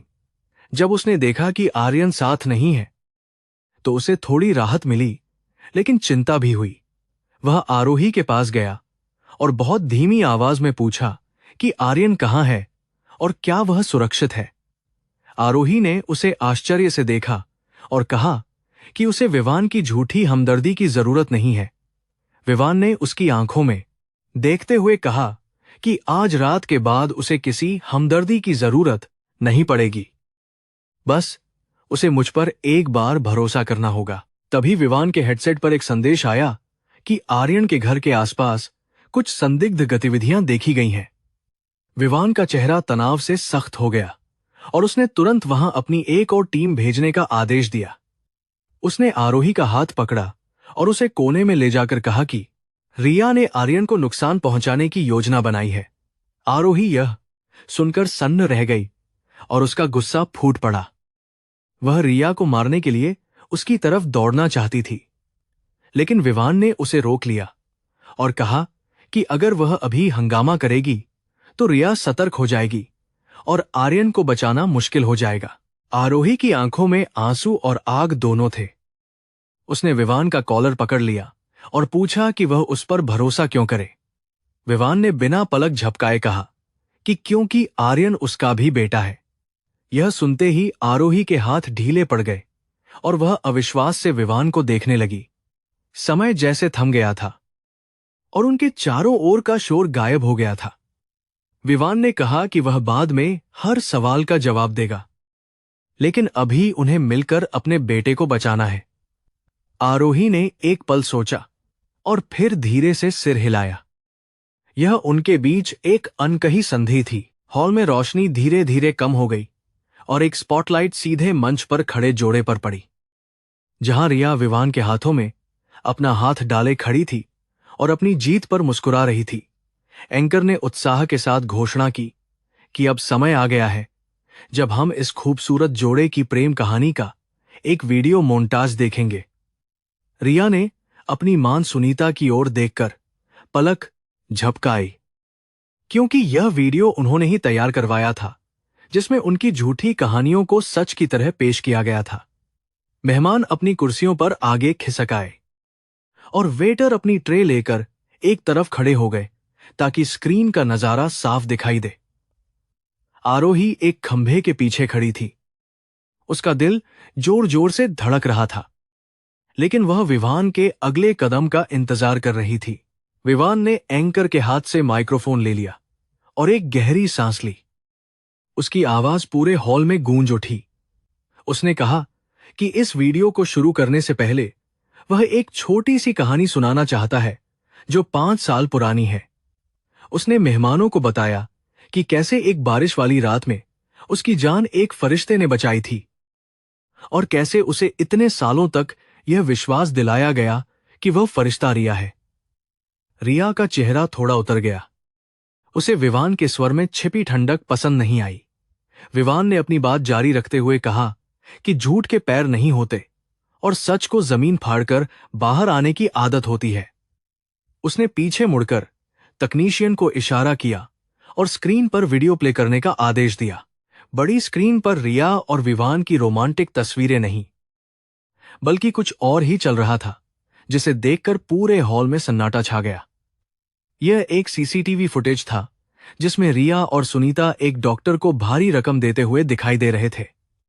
वीडियो में रिया की आवाज साफ सुनाई दे रही थी, जहां वह कह रही थी कि विवान को कभी पता नहीं चलना चाहिए कि उस रात असली लड़की कौन थी। इसके बाद स्क्रीन पर डीएनए रिपोर्ट की एक बड़ी तस्वीर दिखाई दी, जिसके नीचे लाल अक्षरों में लिखा था, आर्यन और विवान का डीएनए मैच पॉजिटिव। मेहमान हैरान रह गए और कानाफूसी का एक तूफान सा आ गया। मिस्टर वर्मा अपनी जगह पर जम गए। उनका चेहरा शर्म और डर से सफेद पड़ गया था। रिया का पूरा शरीर कांपने लगा। उसका वह मुखौटा जो उसने 5 सालों से पहन रखा था, अब सबके सामने तार तार हो चुका था। उसने पागलों की तरह स्क्रीन की ओर दौड़ लगाई और उसे बंद करने की कोशिश की, लेकिन विवान ने उसका हाथ पकड़कर उसे रोक दिया। विवान ने उसे झकझोरते हुए कहा कि खेल खत्म हो चुका है और अब उसे अपने गुनाहों की सजा भुगतनी होगी। उसने रिया की आंखों में देखते हुए कहा कि उसने न केवल उससे झूठ बोला, बल्कि एक बाप को उसके बेटे से भी दूर रखा। आरोही अब भीड़ से बाहर निकलकर सामने आ गई थी। उसकी आंखों में आंसू थे, लेकिन सिर गर्व से ऊंचा था। उसने रिया को देखा और उसे एहसास हुआ कि आज उसे उसका न्याय मिल गया है। सुनीता ने स्थिति को संभालने की कोशिश की और चिल्लाकर कहा कि यह वीडियो फेक है और विवान को उनके दुश्मनों ने भड़काया है। लेकिन विवान ने एक और सबूत पेश किया, एक ऑडियो रिकॉर्डिंग जिसमें रिया अपने दोस्तों के साथ आर्यन के अपहरण की योजना बना रही थी। यह सुनते ही आरोही के पैरों तले जमीन खिसक गई। वह चीख पड़ी और विवान की ओर दौड़ी। उसका चेहरा डर से विकृत हो गया था। विवान ने उसे सहारा दिया और कहा कि वह चिंता न करे, उसने सुरक्षा बढ़ा दी है। लेकिन तभी विवान के सुरक्षा प्रमुख ने हेडसेट पर एक भयानक खबर दी कि उनके सेफ हाउस पर हमला हुआ है और आर्यन वहां नहीं है। विवान के चेहरे का रंग उड़ गया और उसने तुरंत अपना फोन चेक किया, जहां एक अनजान नंबर से वीडियो कॉल आ रहा था। उसने कांपते हाथों से कॉल रिसीव किया और स्क्रीन पर जो देखा उसने उसकी रूह कंपा दी। आर्यन एक अंधेरे कमरे में कुर्सी से बंधा हुआ था और उसके मुंह पर टेप लगा था। उसके माथे से खून बह रहा था। फोन के पीछे से एक भारी आवाज आई कि अगर वे अपने बेटे को जिंदा देखना चाहते हैं तो पुलिस को बीच में न लाएं। विवान ने गुस्से में दहाड़ते हुए पूछा कि वे क्या चाहते हैं, लेकिन तभी रिया ने एक उन्मादी हंसी हंसना शुरू कर दिया। उसने विवान के हाथ से माइक्रोफोन छीन लिया और पागलों की तरह चिल्लाने लगी। रिया ने भीड़ के सामने स्वीकार किया कि हां, उसने ही आर्यन का अपहरण करवाया है, क्योंकि अगर विवान उसका नहीं हो सकता तो वह किसी और का भी नहीं होगा। उसने अपनी साड़ी का पल्लू कमर में खोसा और कहा कि आर्यन की सांसें अब उसके रहमोक्रम पर हैं। उसने विवान को धमकी दी कि अगर वह चाहता है कि उसका बेटा सलामत रहे तो उसे आरोही को अभी इसी वक्त गोली मारनी होगी। हॉल में भगदड़ मच गई और लोग डर के मारे बाहर भागने लगे। विवान ने रिया की गर्दन पकड़ ली और उसे दीवार से सटा दिया। उसकी आंखों में खून उतर आया था। उसने रिया से पूछा कि आर्यन कहां है, लेकिन रिया बस हंसती रही, जैसे वह अपना मानसिक संतुलन खो चुकी हो। तभी विवान के फोन पर एक लोकेशन का मैप आया, जो शहर के बाहर एक पुरानी फैक्ट्री का था। यह संदेश उसी नंबर से आया था। शायद रिया के गुंडों ने गलती से या फिर किसी योजना के तहत भेजा था। विवान ने रिया को जमीन पर पटक दिया और आरोही का हाथ पकड़कर बाहर की ओर भागा। उसने अपनी सुरक्षा टीम को रिया और उसके परिवार को नजरबंद करने का आदेश दिया, लेकिन रिया ने मौका पाते ही वहां से भागने की कोशिश की। अफरा तफरी के बीच रिया ने एक वेटर की ट्रे से चाकू उठाया और भीड़ को धमकाते हुए पिछले दरवाजे से निकल गई। वह जानती थी कि अब उसके पास खोने के लिए कुछ नहीं है और वह आखिरी दांव खेलने जा रही थी। विवान और आरोही पार्किंग में पहुंचे और विवान ने अपनी स्पोर्ट्स कार का दरवाजा खोला। बारिश अब बहुत तेज हो चुकी थी और हवाएं किसी तूफान का संकेत दे रही थीं। आरोही कार में बैठते ही रोने लगी। उसका पूरा शरीर कांप रहा था। वह बार बार आर्यन का नाम ले रही थी और खुद को कोस रही थी कि उसने आर्यन को अकेला क्यों छोड़ा। विवान ने गाड़ी स्टार्ट की और पूरी ताकत से एक्सीलेटर दबाया। इंजन की दहाड़ ने रात के सन्नाटे को चीर दिया। उसने अपना एक हाथ आरोही के हाथ पर रखा और बहुत ही दृढ़ता से कहा कि वह आर्यन को कुछ नहीं होने देगा। ये एक पिता का वादा है। कार शहर की सड़कों पर हवा से बातें कर रही थी और विवान ने ड्राइविंग के साथ साथ अपनी टीम को भी निर्देश देना शुरू कर दिया।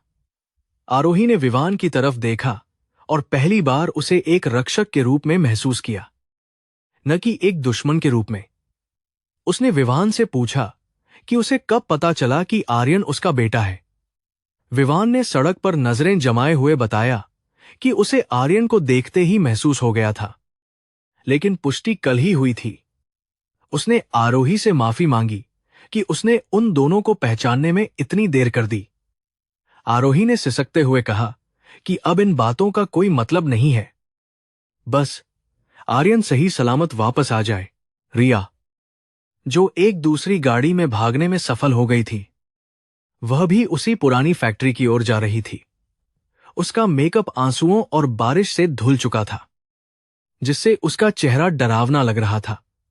वह फोन पर अपने गुंडों को चिल्लाकर निर्देश दे रही थी कि वे आर्यन को लेकर तैयार रहें। उसका प्लान था कि वह विवान और आरोही को वहां बुलाएगी और उन दोनों के सामने आर्यन को खत्म कर देगी, ताकि वे जीवन भर उस दर्द में तड़पते रहें। उसकी नफरत ने उसे इंसान से हैवान बना दिया था। वह लगातार पीछे देख रही थी कि कहीं विवान उसकी पीछा तो नहीं कर रहा, लेकिन बारिश की वजह से कुछ साफ दिखाई नहीं दे रहा था। विवान की गाड़ी शहर की सीमा पार कर चुकी थी और अब वे सुनसान पहाड़ी रास्ते पर थे। सड़क फिसलन भरी थी और मोड़ खतरनाक थे, लेकिन विवान ने गति कम नहीं की। आरोही ने अपना फोन निकाला और आर्यन की जीपीएस लोकेशन ट्रैक करने की कोशिश की, जो उसकी घड़ी में लगा था। सौभाग्य से सिग्नल मिल गया और उसने विवान को बताया कि वे सही दिशा में जा रहे हैं। विवान ने राहत की सांस ली, लेकिन उसे पता था कि असली चुनौती अभी बाकी है। उसे डर था कि रिया वहां पहले पहुंच जाएगी और कुछ अनर्थ कर देगी। उसने गियर बदला और गाड़ी की रफ्तार और बढ़ा दी। रास्ते में आरोही ने विवान को वह सब कुछ बताया जो उसने पिछले 5 सालों में सहा था। उसने बताया कि कैसे उसे घर से निकाल दिया गया था और कैसे उसने अकेले आर्यन को पाला। विवान यह सब सुनकर अंदर ही अंदर टूट रहा था। उसे अपनी बेबसी पर गुस्सा आ रहा था। उसने कसम खाई कि आज रात के बाद वह आरोही और आर्यन को कभी अकेला नहीं छोड़ेगा। उसने आरोही से वादा किया कि वह वर्मा परिवार को सड़क पर ले आएगा और उनसे उनकी हर एक आंसू का हिसाब लेगा। दोनों के बीच का पुराना मनमुटाव इस संकट की घड़ी में खत्म हो रहा था और एक नया रिश्ता जन्म ले रहा था। अचानक सामने से एक ट्रक तेजी से आया और विवान को गाड़ी सड़क से नीचे उतारनी पड़ी। गाड़ी कीचड़ में फिसलते हुए एक पेड़ से टकराने से बाल बाल बची। आरोही की चीख निकल गई, लेकिन विवान ने बहुत ही कुशलता से गाड़ी को नियंत्रित कर लिया। उसने आरोही की ओर देखा और पूछा कि क्या उसे चोट लगी है। आरोही ने नमे सिर हिलाया और कहा कि वह ठीक है, बस जल्दी चलो। विवान ने गाड़ी को वापस सड़क पर लिया। उसके माथे पर पसीना चमक रहा था। यह सफर उनकी जिंदगी का सबसे लंबा और कठिन सफर था। फैक्ट्री अब कुछ ही किलोमीटर दूर थी और वहां की रोशनी धुंध में दिखाई दे रही थी। फैक्ट्री अब कुछ ही धुंध में दिखाई दे रही थी। विवान ने गाड़ी की हेडलाइट्स बंद कर दी ताकि दुश्मनों को उनके आने की खबर न लगे। उसने डैशबोर्ड से अपनी पिस्तौल निकाली और आरोही को दी। आरोही ने डरते हुए पिस्तौल की और देखा। उसने जिंदगी में कभी हथियार नहीं उठाया था। विवान ने कहा कि यह सिर्फ सुरक्षा के लिए है और उसे इसका इस्तेमाल करने की जरूरत नहीं पड़ेगी, लेकिन सावधानी जरूरी है। आरोही ने कांपते हाथों से पिस्तौल थाम ली। उसके अंदर की मान अब किसी भी हद तक जाने को तैयार थी। जैसे ही वे फैक्ट्री के गेट के पास पहुंचे, उन्होंने देखा कि रिया की गाड़ी वहां पहले से खड़ी थी। विवान ने गाड़ी को झाड़ियों के पीछे छिपा दिया और दोनों दबे पांव अंदर की ओर बढ़े। बारिश की आवाज ने उनके कदमों की आहट को छिपा लिया था। उन्होंने देखा कि फैक्ट्री के बीचों बीच आर्यन एक खंभे से बंधा हुआ है और उसके चारों ओर 4 सशस्त्र गुंडे खड़े हैं। रिया उनके सामने खड़ी थी और पागलों की तरह हंस रही थी। उसके हाथ में एक पेट्रोल का कैन था। वह आर्यन के चारों ओर पेट्रोल छिड़क रही थी। यह दृश्य देखकर आरोही का दिल मुंह को आ गया। विवान ने आरोही को इशारा किया कि वह पीछे रहे और सही मौके का इंतजार करे। वह खुद दूसरी तरफ से गया ताकि गुंडों का ध्यान बंटा सके। रिया चिल्ला रही थी कि विवान और आरोही कहां हैं, उन्हें सामने आना होगा। आर्यन बहुत डर गया था और रो रहा था, लेकिन उसके मुंह पर टेप लगा होने के कारण उसकी आवाज नहीं निकल रही थी। विवान ने जमीन से एक पत्थर उठाया और उसे दूर फेंक दिया, जिससे एक आवाज हुई। गुंडे तुरंत उस दिशा में मुड़े और गोलियां चलानी शुरू कर दीं। यही वह मौका था जिसका विवान इंतजार कर रहा था। विवान अंधेरे से निकला और बिजली की गति से पहले गुंडे पर झपटा। उसने गुंडे के हाथ से बंदूक छीन ली और उसे एक जोरदार मुक्का मारा, जिससे वह बेहोश हो गया। बाकी गुंडे विवान की तरफ दौड़े और वहां एक भयानक लड़ाई शुरू हो गई। आरोही अपनी जगह से यह सब देख रही थी। उसकी उंगली ट्रिगर पर थी। उसने देखा कि रिया माचिस जलाने की कोशिश कर रही है। आरोही ने बिना एक पल सोचे अपनी छिपने की जगह छोड़ी और रिया की तरफ दौड़ी। यह 2 माताओं के बीच की लड़ाई नहीं थी, बल्कि एक राक्षसी और एक देवी के बीच का युद्ध था। रिया ने माचिस की तीली जलाई और उसे पेट्रोल की लकीर पर फेंक दिया। आग की एक लपट तेजी से आर्यन की ओर बढ़ी। विवान ने यह देखा और वह अपनी जान की परवाह किए बिना आग की तरफ कूदा। उसने अपनी जैकेट उतारकर आग बुझाने की कोशिश की, जबकि आरोही ने रिया को धक्का देकर जमीन पर गिरा दिया। आरोही ने रिया के ऊपर बैठकर उसे पीटना शुरू कर दिया। उसका सारा गुस्सा और दर्द घूंसों के रूप में बाहर निकल रहा था। उधर विवान ने अपनी जलती हुई जैकेट से आर्यन की रस्सियां काट दीं और उसे गोद में उठा लिया। आग अब चारों तरफ फैलने लगी थी और फैक्ट्री एक जलते हुए नर्क में बदल गई थी। आरोही ने रिया को छोड़ दिया और आर्यन की तरफ दौड़ी। तीनों अब आग के घेरे में थे और बाहर निकलने का रास्ता बंद हो चुका था। विवान ने चारों ओर देखा और ऊपर की तरफ एक खिड़की देखी जो थोड़ी खुली थी। उसने आरोही से कहा कि उसे आर्यन को लेकर ऊपर चढ़ना होगा। रिया अब खड़ी हो चुकी थी और उसके हाथ में एक बंदूक थी जो शायद किसी गुंडे की गिर गई थी। उसने बंदूक विवान और आरोही की तरफ तान दी और चिल्लाई कि आज कोई भी यहां से जिंदा वापस नहीं जाएगा। उसकी आंखों में मौत का तांडव साफ दिखाई दे रहा था। आग की लपटें अब शैतान की भूख की तरह चारों ओर फैल चुकी थीं और फैक्ट्री के अंदर का तापमान असहनीय होता जा रहा था। रिया के हाथ में मौजूद पिस्तौल का काला सिरा सीधे विवान के सीने की ओर था, लेकिन उसकी नजरें आरोही पर टिकी थीं। उसकी आंखों में एक ऐसा पागलपन था जो किसी भी तर्क या दया से परे था। वह सब कुछ खत्म करने पर आमादा थी। विवान ने आर्यन को अपनी पीठ के पीछे छिपा लिया था। उसका शरीर एक ढाल की तरह अपने बेटे की रक्षा कर रहा था।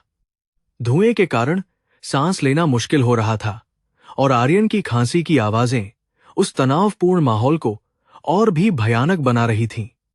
तो विवान जानता था कि बातचीत का समय अब खत्म हो चुका है और उन्हें यहां से निकलने के लिए अपनी जान की बाजी लगानी होगी। रिया ने एक उन्मादी हंसी के साथ कहा कि यह कितना रोमांटिक है कि पूरा परिवार एक साथ मरने वाला है। उसने ट्रिगर पर अपनी उंगली कसी और कहा कि वह विवान को किसी और का होते हुए नहीं देख सकती, इसलिए उसे मरना होगा। आरोही ने अपनी जान की परवाह किए बिना एक कदम आगे बढ़ाया और रिया के सामने खड़ी हो गई।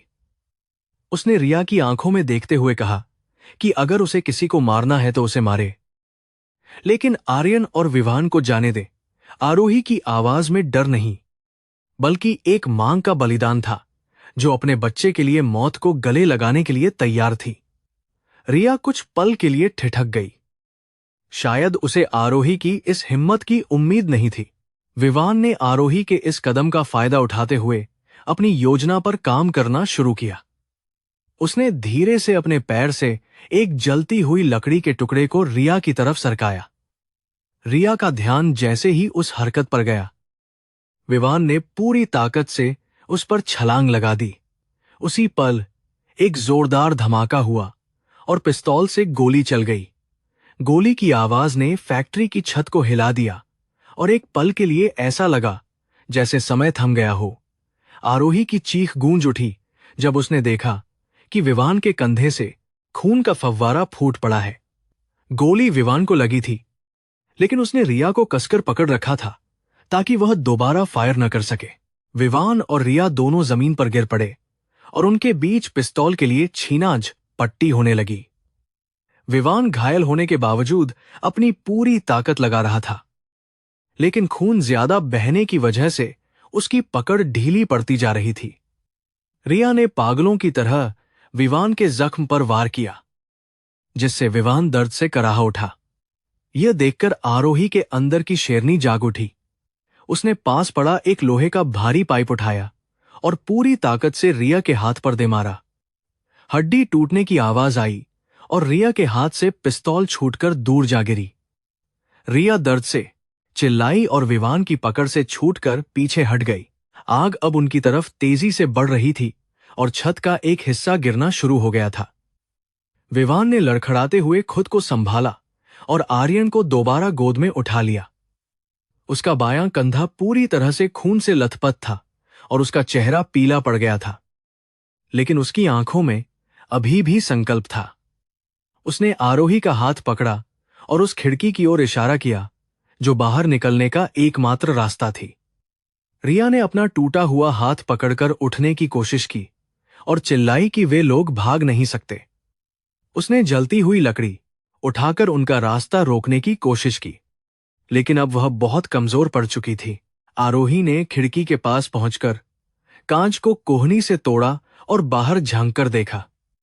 नीचे बारिश हो रही थी और जमीन कीचड़ से भरी थी, लेकिन ऊंचाई ज्यादा नहीं थी। विवान ने आर्यन को आरोही को सौंपा और कहा कि पहले वह आर्यन को बाहर निकाले। आरोही ने आर्यन को खिड़की से बाहर सुरक्षित नीचे उतार दिया, जहां उसने तुरंत छिपने की जगह ले ली। अब बारी विवान की थी, लेकिन ज्यादा खून बहने की वजह से उसे चक्कर आ रहे थे। आरोही ने उसका हाथ खींचकर उसे ऊपर चढ़ने में मदद की। विवान ने अपनी बची हुई ताकत लगाकर खिड़की की चौखट को पकड़ा और खुद को बाहर धकेलने की कोशिश की। तभी पीछे से रिया ने विवान का पैर पकड़ लिया और उसे वापस अंदर खींचने की कोशिश की। वह चीख रही थी कि अगर वह मरेगी तो विवान को भी साथ ले जाएगी। विवान ने दर्द से कराहते हुए रिया को धक्का दिया, लेकिन उसकी पकड़ बहुत मजबूत थी। आरोही ने यह देखा और वह वापस अंदर कूदने के लिए तैयार हो गई, लेकिन विवान ने उसे रोक दिया। विवान ने अपनी दूसरी टांग से रिया के चेहरे पर एक जोरदार प्रहार किया, जिससे वह पीछे जा गिरी। उसी समय छत का एक बड़ा जलता हुआ हिस्सा रिया और विवान के बीच आ गिरा, जिससे उनका संपर्क हमेशा के लिए टूट गया। आग की दीवार ने रिया को अपनी चपेट में ले लिया। विवान खिड़की से बाहर गिर गया और कीचड़ में जा गिरा। आरोही तुरंत उसके पास दौड़ी और उसका सिर अपनी गोद में रख लिया। बारिश की ठंडी बूंदें विवान के जलते हुए शरीर और जख्मों पर गिर रही थीं। उसने अपनी आंखें खोलने की कोशिश की और आर्यन को सुरक्षित देखकर एक कमजोर मुस्कान दी। आर्यन रोते हुए अपने पिता के पास आया और उनका हाथ पकड़ लिया। विवान ने कांपते हुए हाथ से आर्यन के गाल को छुआ और कहा कि वह एक बहादुर बच्चा है। आरोही के आंसू बारिश के पानी के साथ मिल रहे थे। उसने विवान से कहा कि उसे कुछ नहीं होगा और मदद बस पहुंचने ही वाली है। दूर से पुलिस के सायरन और एम्बुलेंस की आवाजें सुनाई देने लगीं। विक्रम अपनी सुरक्षा टीम और पुलिस बल के साथ वहां पहुंच गया था। फैक्ट्री अब पूरी तरह से आग का गोला बन चुकी थी और उसके अंदर से धमाकों की आवाजें आ रही थीं। फायर ब्रिगेड के कर्मचारियों ने आग बुझाना शुरू कर दिया, जबकि पुलिस ने पूरे इलाके को घेर लिया। पैरामेडिक्स की टीम स्ट्रेचर लेकर बीवान की ओर दौड़ी। उन्होंने बीवान के घाव को दबाया और उसे ऑक्सीजन मास्क लगाया। आरोही ने बीवान का हाथ नहीं छोड़ा। वह एम्बुलेंस तक उसके साथ गई। उसे डर था कि अगर उसने हाथ छोड़ा तो विवान हमेशा के लिए चला जाएगा। पुलिस ने जलती हुई फैक्ट्री से रिया को बाहर निकाला, लेकिन उसकी हालत बहुत खराब थी। वह बुरी तरह जल चुकी थी और धुएं की वजह से बेहोश थी, लेकिन उसकी सांसें चल रही थीं। इंस्पेक्टर ने उसे तुरंत पुलिस कस्टडी में अस्पताल भेजने का आदेश दिया। विक्रम ने आरोही को बताया कि मिस्टर वर्मा और सुनीता को भी धोखाधड़ी और साजिश के आरोप में गिरफ्तार कर लिया गया है। आरोही ने बस सिर हिलाया। उसका ध्यान पूरी तरह से विवान पर था। वर्मा परिवार का साम्राज्य, जो झूठ और धोखे की नींव पर खड़ा था, आज रात पूरी तरह से राख में मिल गया था। आरोही के लिए यह जीत मायने नहीं रखती थी। उसके लिए सिर्फ विवान की जान कीमती थी। अस्पताल के ऑपरेशन थिएटर के बाहर का गलियारा खामोश और ठंडा था। लाल बत्ती जल रही थी, जो यह संकेत दे रही थी कि अंदर जीवन और मृत्यु के बीच संघर्ष चल रहा है। आरोही बेंच पर बैठी थी। उसके कपड़े खून और कीचड़ से सने थे, लेकिन उसे बदलने का होश नहीं था। आर्यन उसकी गोद में सो गया था। वह भी थककर चूर हो चुका था। आरोही की नजरें घड़ी की सुइयों पर टिकी थीं। हर एक सेकंड उसे 1 साल जैसा लग रहा था। वह मन ही मन भगवान से प्रार्थना कर रही थी और विवान के लिए मन्नतें मांग रही थी। उसे अब एहसास हो रहा था कि विवान उसके लिए कितना मायने रखता है। कुछ घंटों बाद डॉक्टर बाहर आए। उनके चेहरे पर थकान थी, लेकिन एक संतोषजनक भाव भी था। आरोही तुरंत खड़ी हो गई और डॉक्टर की ओर प्रश्नवाचक निगाहों से देखने लगी। डॉक्टर ने बताया कि गोली निकाल दी गई है और कोई भी महत्वपूर्ण अंग क्षतिग्रस्त नहीं हुआ है, लेकिन खून ज्यादा बहने से कमजोरी है। उन्होंने कहा कि विवान खतरे से बाहर है और उसे जल्द ही होश आ जाएगा।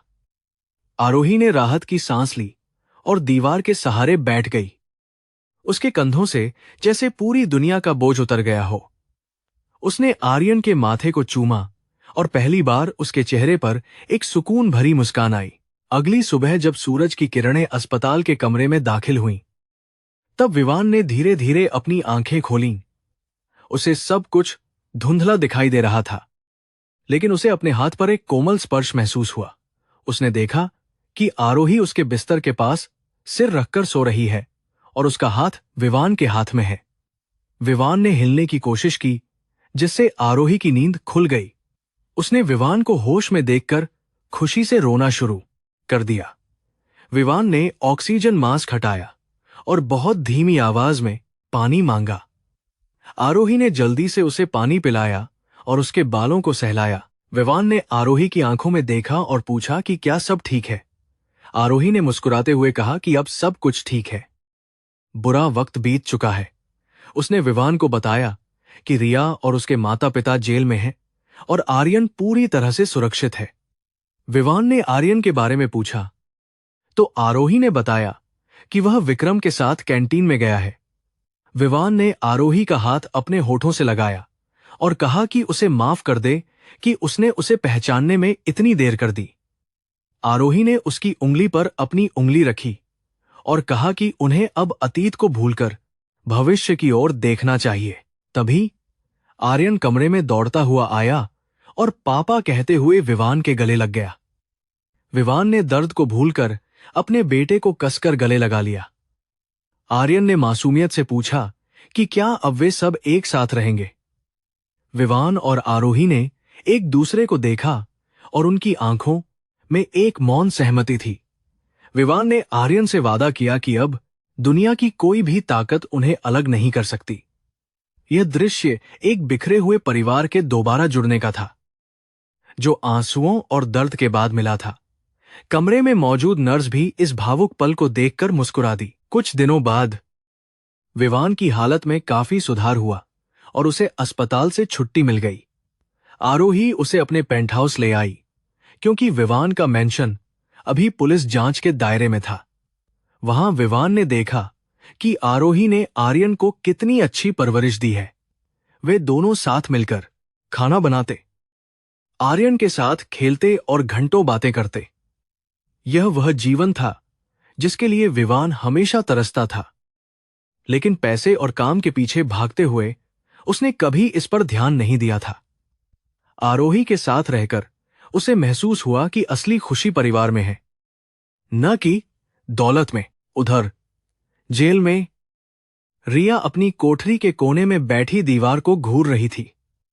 उसका चेहरा जलने के निशानों से बदसूरत हो गया था और उसका मानसिक संतुलन पूरी तरह बिगड़ चुका था। वह अभी भी बड़बड़ा रही थी कि वह रानी बनेगी और विवान उसका है। उसके माता पिता दूसरे बैरक में अपनी करनी पर पछता रहे थे, लेकिन अब बहुत देर हो चुकी थी। उनका लालच और अहंकार उन्हें महलों से सीधे जेल की सलाखों के पीछे ले आया था। शहर में हर कोई आरोही की तारीफ कर रहा था, जिसने न केवल अपना साम्राज्य खड़ा किया बल्कि अपने परिवार को भी बचाया। एक शाम आरोही अपनी बालकनी में खड़ी होकर शहर को देख रही थी। विवान उसके पीछे आया और उसने उसे अपनी बाहों में घेर लिया। उसने आरोही के कंधे पर अपना सिर रखा और पूछा कि वह क्या सोच रही है। आरोही ने कहा कि वह उस बारिश वाली रात के बारे में सोच रही है जिसने उसकी जिंदगी बदल दी थी। उसने कहा कि अगर वह रात न होती तो आर्यन नहीं होता और शायद वे कभी मिल भी न पाते। विवान ने उसे अपनी ओर घुमाया और कहा कि वह रात एक दुर्घटना नहीं थी बल्कि नियति थी।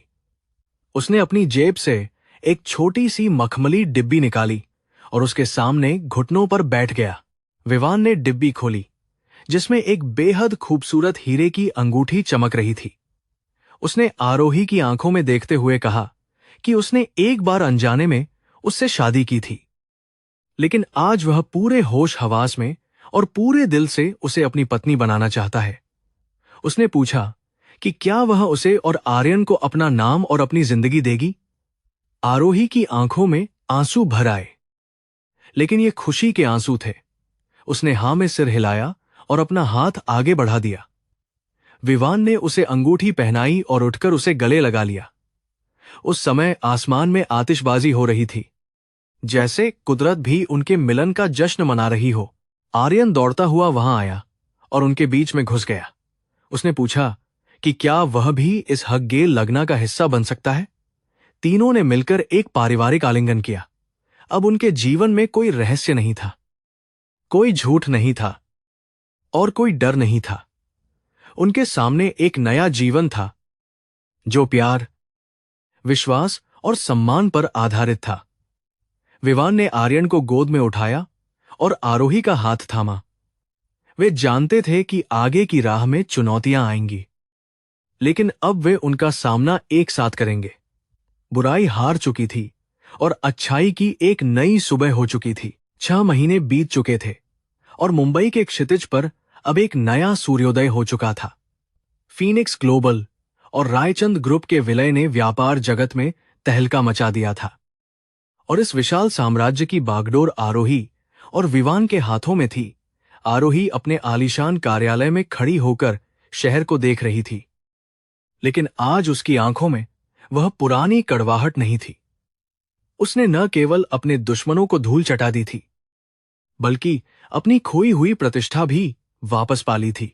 वर्मा परिवार का नाम अब इतिहास के पन्नों में एक काले अध्याय की तरह दर्ज हो गया।